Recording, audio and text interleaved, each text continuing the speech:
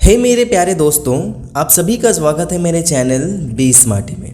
केवल प्रीपोजिशन के यूजेस पढ़ना और उसका मीनिंग जानना ही इम्पॉर्टेंट नहीं है, बल्कि कई कई ऐसे वर्ड्स होते हैं जिसके बाद कुछ डेफिनेट प्रिपोजिशंस आते हैं। डैट मीन्स उसके जगह पर आप कुछ और लगा दोगे तो वो गलत हो जाएगा।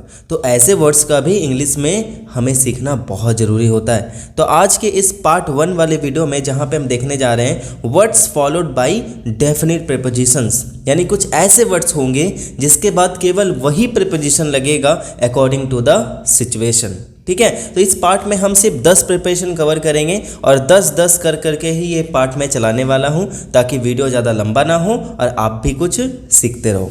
ठीक है, तो देखो हमारा सबसे पहला वर्ड है अकॉर्डिंग, और अकॉर्डिंग के साथ लगता है हमेशा टू। क्या लगता है बच्चों? अकॉर्डिंग के साथ हमेशा लगेगा टू, और इसका मतलब होता है के अनुसार। जैसे कि अगर मैं एग्जाम्पल बोलूँ, एग्जाम्पल हमारा होगा तुम्हें नियम के अनुसार काम करना चाहिए, तो क्या बोलोगे? You should work according to the rule.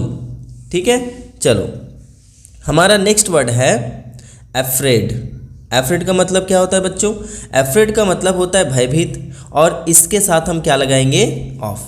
तो एक चीज़ ध्यान रखना बच्चों, जहाँ पे भी मैंने ये ग्रीन टाइप का साइन दिया है ना, तो उन सभी वर्ड्स को आप इज, एम, आर या वॉज, वर के साथ यूज़ कर सकते हो। जैसे कि मैंने यहाँ पे ग्रीन वाला साइन दिया है, दैट मीन्स कि आप ऐसा लिखोगे I am afraid, I am not afraid, I was afraid, I was not afraid. ठीक है, तो इन सभी वर्ड्स के आगे आप इज एम आर लगा सकते हो, लेकिन जिसके बाद मैंने ये ग्रीन पॉइंट नहीं दे रखा होगा उसके पहले इज एम आर मत लगा देना। चलो एग्जाम्पल देखते हैं। मुझे भूतों से डर नहीं लगता, तो हम क्या बोलेंगे? I am not afraid of ghost. ठीक है, मुझे वहाँ जाने से डर नहीं लगता, I am not afraid of going there. एक यहाँ पे सेकंड पॉइंट ये आता है बच्चों कि जब भी आप कोई भी प्रीपोजिशन यूज़ करते हो तो हमेशा याद रखना कि प्रीपोजिशन के बाद आपका V4 आता है। जैसे कि अगर मुझे यहाँ पे जाने की मैं बात करता हूँ तो मैं क्या बोलूँगा? गोइंग। ये मैंने आपके लास्ट वीडियो में बताया था, आपने अगर वो वीडियो नहीं देखा तो मैं डिस्क्रिप्शन में लिंक दे रहा हूँ, आप डिस्क्रिप्शन में जाके उसको चेक कर लेना। ठीक है, नेक्स्ट हमारा नेक्स्ट वर्ड है अग्री। बच्चों इसको एग्री नहीं पढ़ते, इसको पढ़ते अग्री। तो अग्री का मतलब क्या होता है? सहमत होना, और इसके साथ हम क्या लगाएंगे? विद। लेकिन ध्यान रखना है कि जब कोई इंसान होगा तभी उसके साथ हम विद लगाएंगे। जैसे कि मैं आपसे सहमत हूँ, तो क्या बोलेंगे? I agree with you. मैं आपसे सहमत नहीं हूँ, I don't agree with you. Next angry. ठीक है, एंग्री, जहाँ भी मैंने SMB लिखा होगा, SMB का मतलब होगा somebody, और STH का मतलब होगा समथिंग। ठीक है, तो जहाँ भी आप किसी इंसान के लिए कोई प्रिपोजिशन लगाते हो तो वहाँ पे क्या लगेगा? जब किसी चीज़ के लिए लगा रहे हो तब वहाँ पे क्या लगेगा? तो किसी इंसान से जब हम गुस्सा होते हैं तो वहाँ पे हम क्या लगाते हैं? विद। ठीक है, जैसे कि वो टीचर मुझसे गुस्सा थे, तो हम क्या बोलेंगे? The teacher was angry with me. ठीक है, नेक्स्ट देखो यहाँ पे आगे अगर मैं बात करूँ कि किसी चीज़ से अगर गुस्सा होना, ठीक है, किसी चीज़ पर गुस्सा होना, तो वहाँ पे हम एट लगाते हैं। किसी इंसान के लिए विद लगाते हैं, किसी चीज़ के लिए हम एट लगाते हैं। जैसे कि वह टीचर मेरे मिस्टेक पर गुस्सा थे। सबसे पहले तो हम जाने कि वो टीचर गुस्सा थे, तो वहाँ पे लगाएंगे the teacher was angry with me. लेकिन जब मैं बोल रहा हूँ कि टीचर मेरे मिस्टेक पर गुस्सा थे, तो हम बोलेंगे the teacher was angry at my mistake. तो कोई चीज़ के लिए हम एट लगाते हैं और किसी इंसान के लिए हम विद लगाते हैं। Next next word is ashamed. Ashamed का मतलब क्या होता है? शर्मिंदा। ठीक है, जैसे कि मैं शर्मिंदा हूँ तो आई एम अशैम्ड। लेकिन किस चीज़ के लिए अगर हम शर्मिंदा होते हैं तो उसके लिए हम ऑफ लगाएंगे। ठीक है, तो क्या बोलेंगे? मैं अपनी गलतियों पर शर्मिंदा हूँ। तो इंग्लिश कैसे बोलेंगे इसका? वह अपनी गलतियों पर शर्मिंदा है। He is ashamed of his mistakes.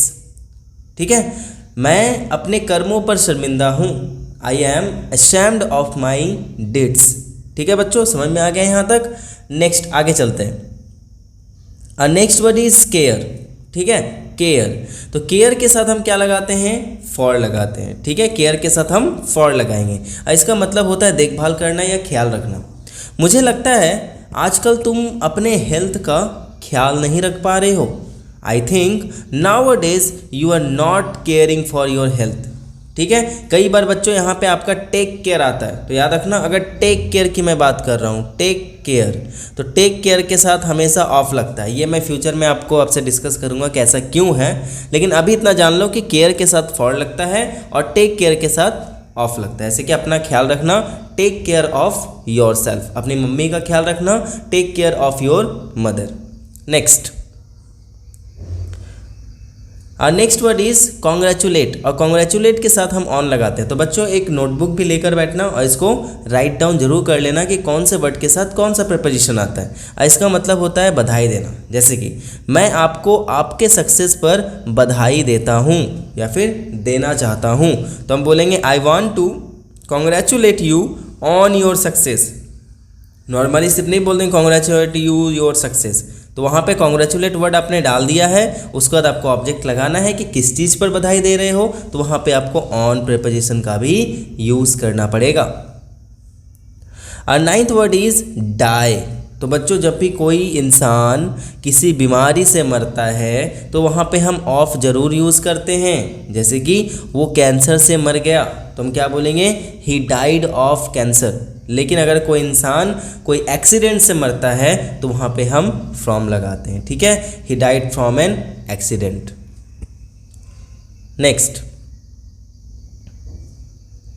Next our word is key, और की के साथ हम क्या लगाते हैं, टू।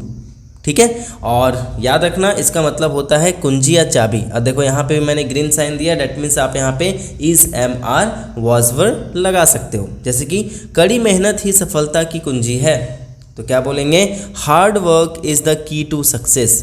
या फिर मुझे बोलना है कि यह सफलता की कुंजी है, तो हम बोलेंगे it is the key to success.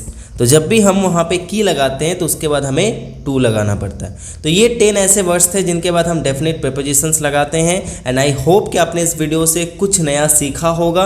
अगर ऐसा है तो प्लीज़ दूसरों के साथ भी शेयर करें। And thank you so much for being here and watching my video, and please give your love and support, and meet you in the next video. Till then everyone take care, be safe, keep learning and keep watching Be Smarty.